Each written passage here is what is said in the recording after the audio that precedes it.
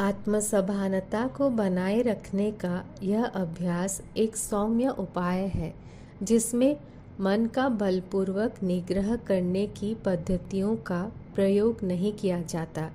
यह मन को एकाग्र करने की या विचारों को बलपूर्वक दबा देने की प्रक्रिया नहीं है, बल्कि मन के जन्मस्थान की सभानता को सहज रूप से जारी रखने का प्रयास है। आत्मानुसंधान की पद्धति तथा उसका लक्ष्य मन के मूल में रहना है तथा स्वयं जो नहीं है उन सब बातों से रस तथा ध्यान हटाकर स्वयं वस्तुतः जो है उसके बारे में सभान बने रहना है। प्रारंभिक भूमिका में विचारों से विचारक के प्रति ध्यान को धीरे से मोड़ना या तब्दील करना आवश्यक होता है, लेकिन एक बार अहम अनुभूति विषय में सभानता दृढ़ता से प्रतिष्ठित हो जाने के बाद प्रयत्न जारी रखना हानिकारक सिद्ध हो सकता है। उस समय से लेकर यह प्रक्रिया कुछ करने के बजाय होने की है। प्रयत्न पूर्वक बनना नहीं, अनायास होना आत्मानुसंधान है।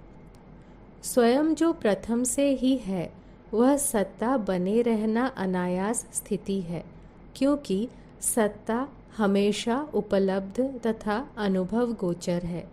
इससे विरुद्ध स्वयं जो नहीं है वह बने रहने का दिखावा करना निरंतर मानसिक प्रयत्न की अपेक्षा रखता है, चाहे वह प्रयत्न अर्धचेतन अवस्था में ही क्यों न करना पड़ता हो।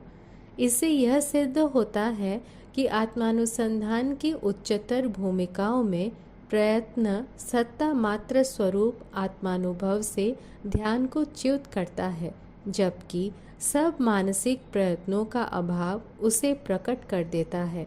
आखिर आत्मा कुछ करने से नहीं, बने रहने से प्रकट होता है।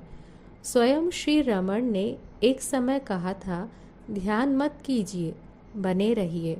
आप हैं ऐसा मत सोचिए, केवल बने रहिए। होने के विषय में विचार मत कीजिए, आप हैं। आत्मानुसंधान विशेष समय में तथा विशेष प्रकार के आसन में बैठकर करने का ध्यानाभ्यास है, ऐसा नहीं समझना चाहिए। वह मनुष्य की जागृत अवस्था के प्रत्येक क्षण में कुछ करते समय भी जारी रहना चाहिए। श्री रमण कर्म करने तथा आत्मानुसंधान में कोई विरोध नहीं मानते थे। वे हमेशा कहते कि थोड़े से अभ्यास से इसे किसी भी प्रकार की परिस्थिति में किया जा सकता है। कभी कभी वे अवश्य कहते थे कि नियमित रूप से निश्चित समय में व्यवस्थित पद्धति से ध्यान करने का अभ्यास प्रारंभ करने वाले साधकों के लिए अच्छी बात है, लेकिन लंबे समय तक बैठकर ध्यान करने के वे कभी भी समर्थक नहीं थे एवं ध्यानमय जीवन के लिए व्यावहारिक कर्मों को छोड़ने के इच्छुक अपने भक्तों का कभी भी अनुमोदन नहीं करते थे।